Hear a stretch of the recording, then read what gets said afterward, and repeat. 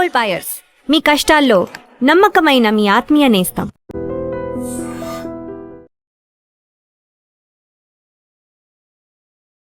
నమస్కారం, welcome to I dream. ధర్మ మార్గం విత్ విజిత కార్యక్రమానికి స్వాగతం.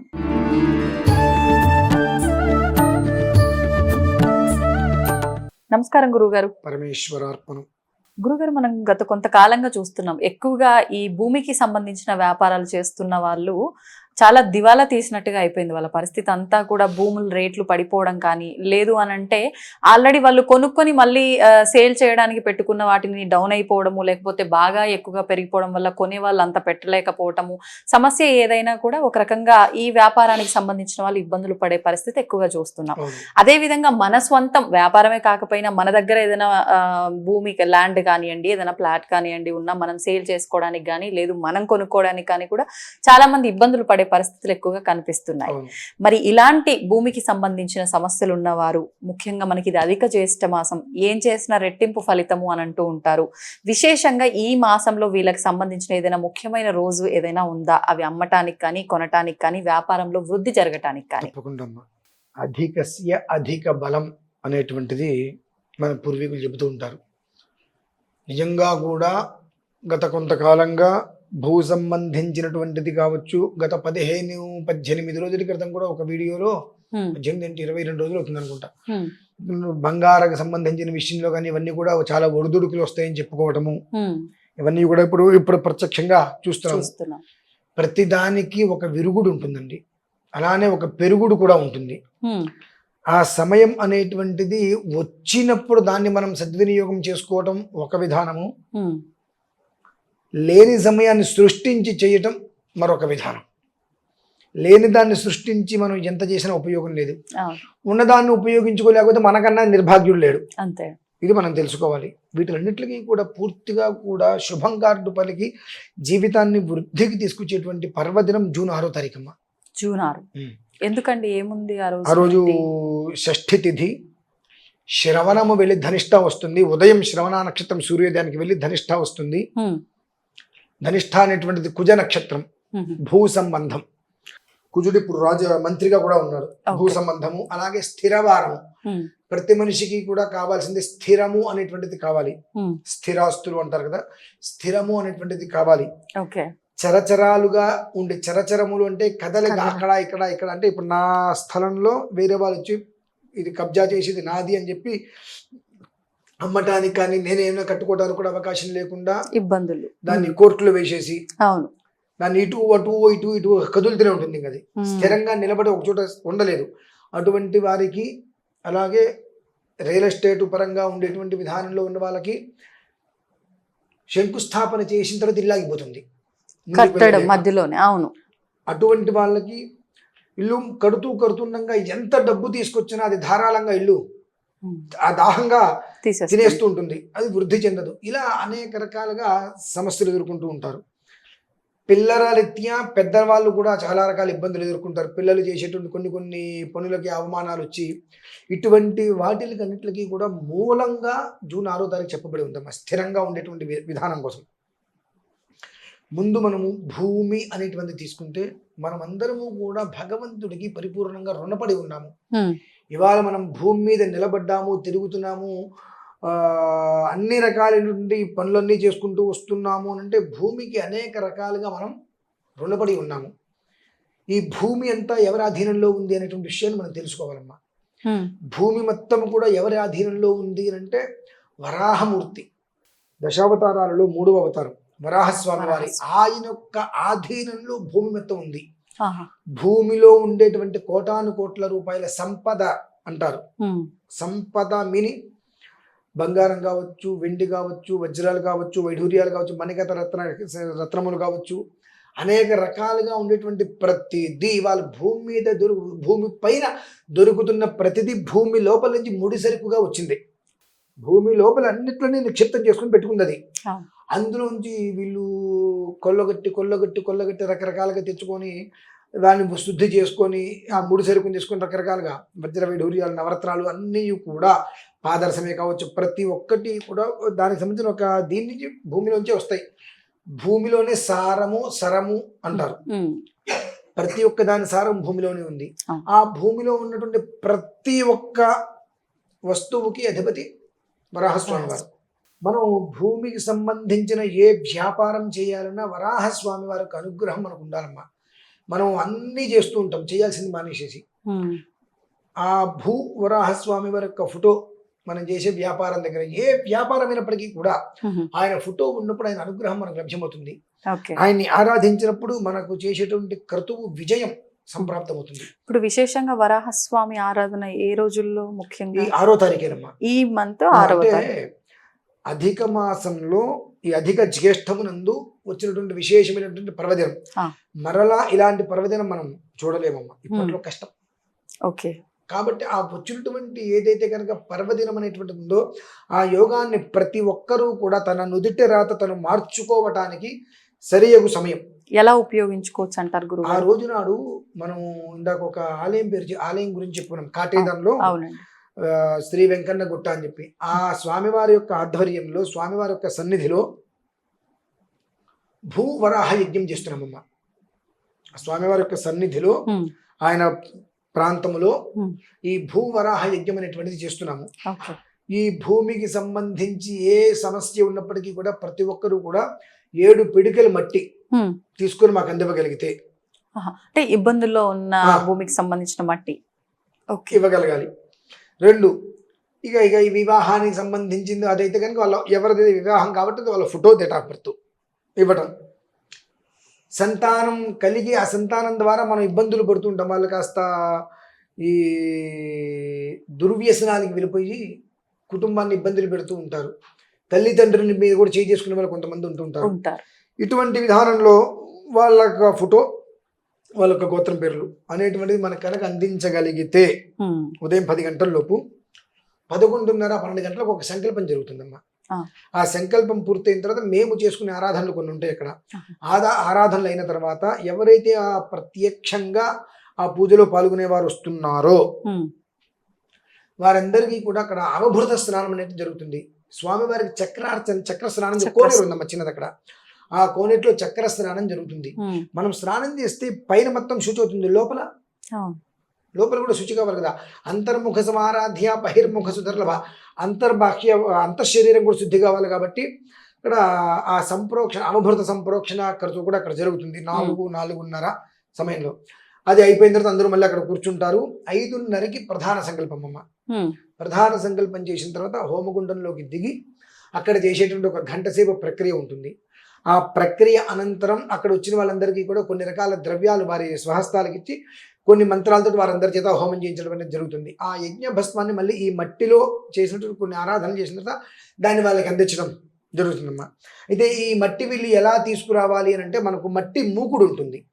ఇంత మట్టి మూకుళ్ళు మనకు అఖండ దీపారాధన పెట్టే మూకుడు ఉంటుంది. ఆ మూకుడు తీసుకొని ఆ మూకుళ్ళు 7 గుప్పెళ్ళు మట్టి వేసి ఒక కవర్లో పెట్టి అది మనకి ఇచ్చేయాలి.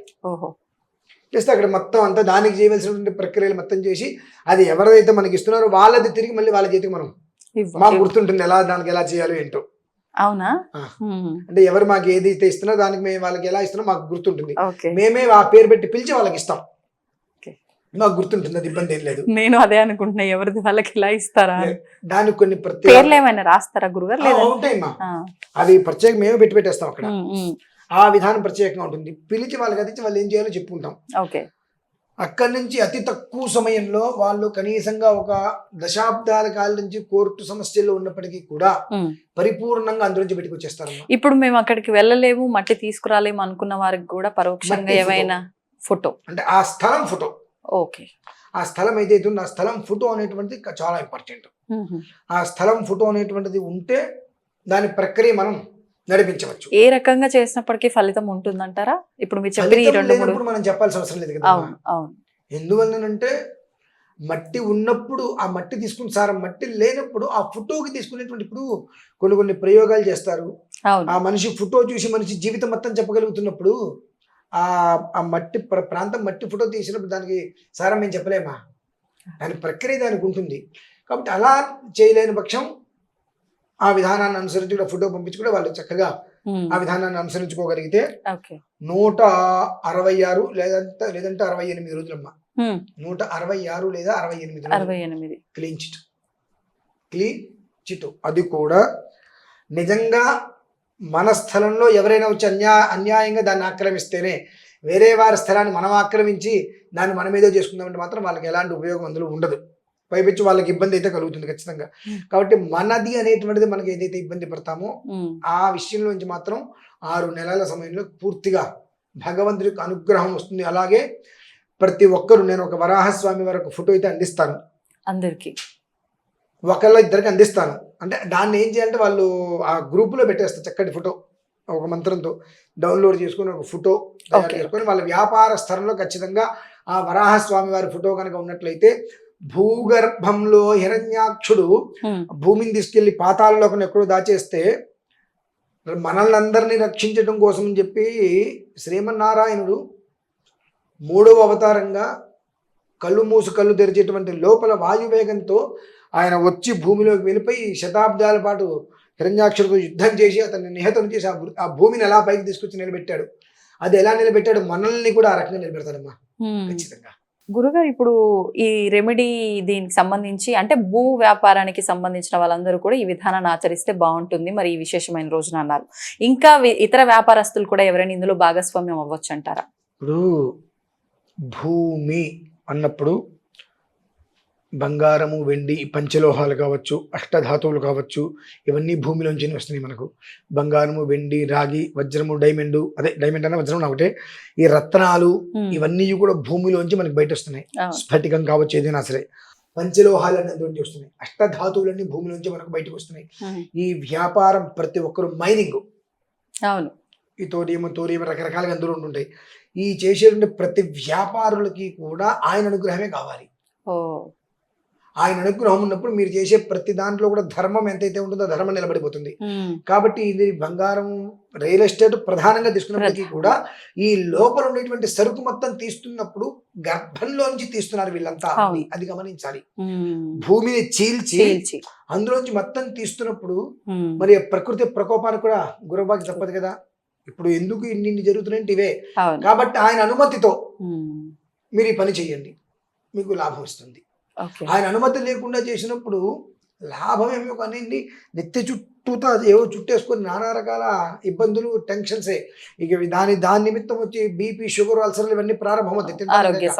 కనుక ఆయన అనుగ్రహంతో, ఆయన అనుమతితో మీరు చేయండి వ్యాపారాలని. కొత్తగా గత ఇప్పుడు ఒక్కసారి ఆయన అర్చన చేసుకొని ఆయన అనుమతి తీసుకొని, అయ్యా నీ అనుమతితో నేను ఇక్కడి నుంచి జీవితాన్ని వృద్ధిగా తీసుకెళ్ళదలుచుకున్నాను అని ప్రారంభం చేయండి. చక్కటి వృద్ధి కనిపిస్తుంది.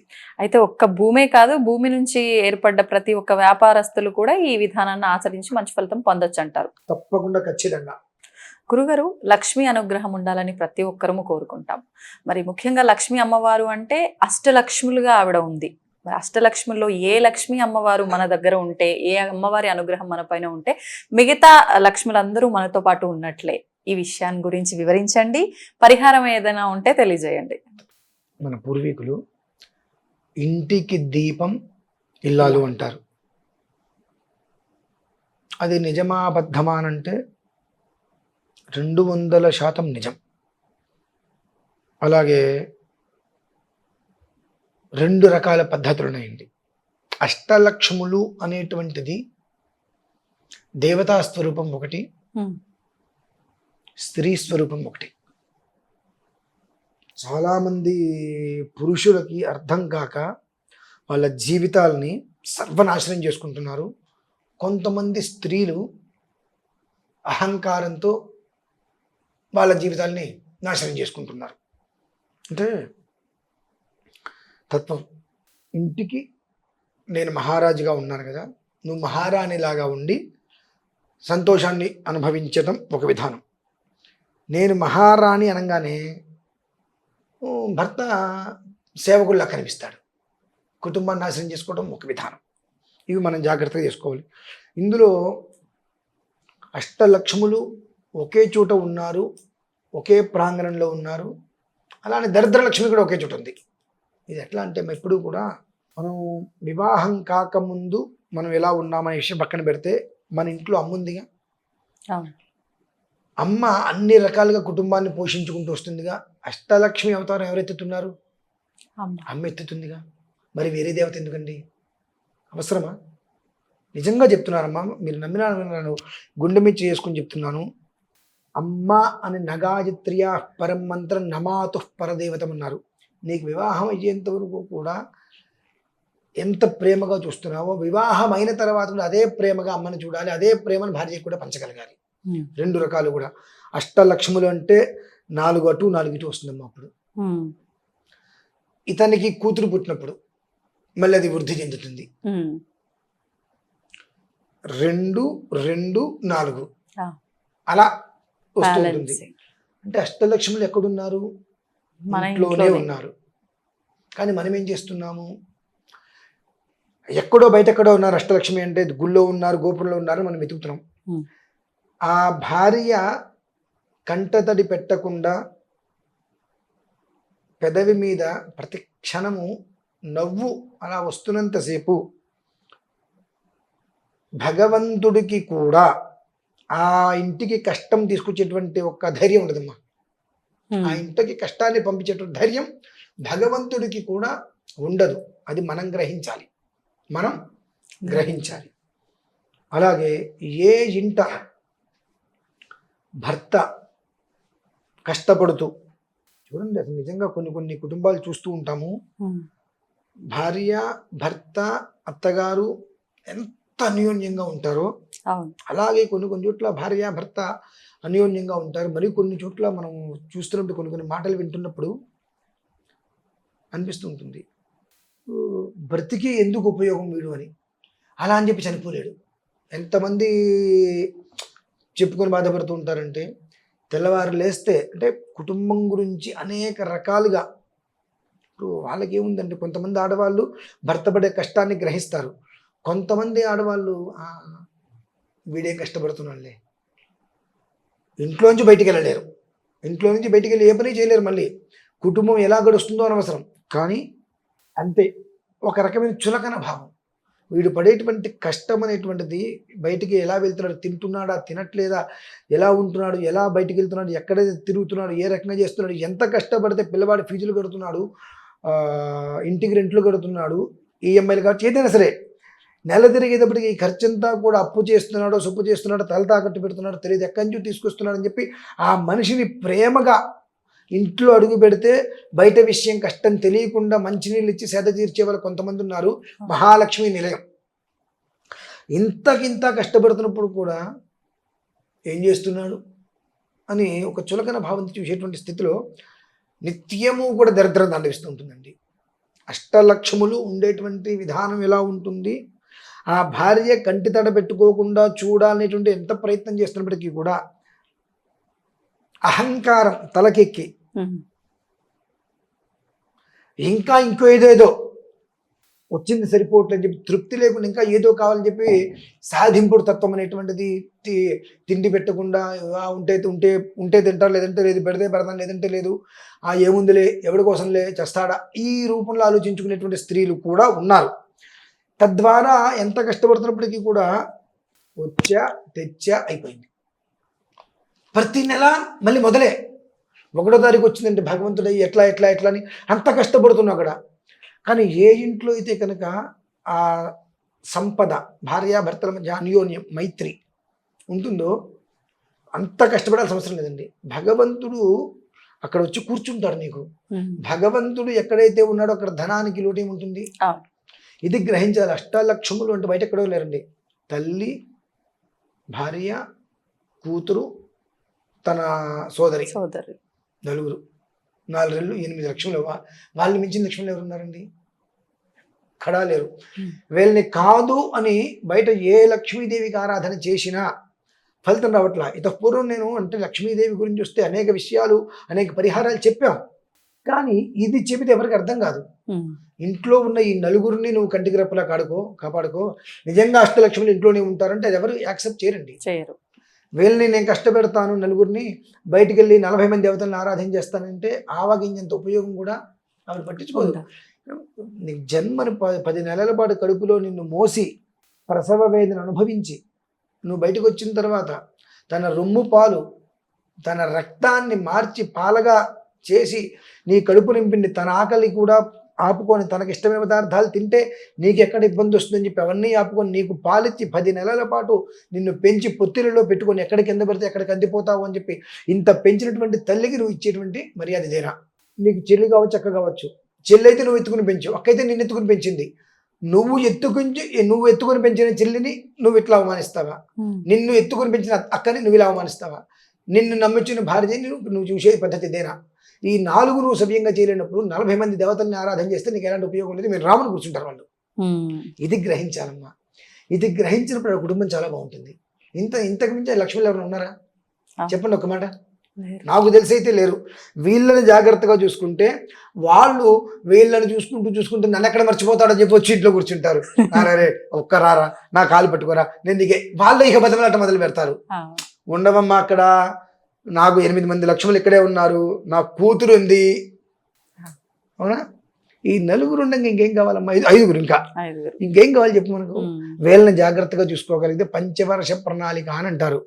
అంటే తల్లి స్త్రీయే, చెల్లి స్త్రీయే, భార్య స్త్రీయే, కూతురు స్త్రీయే.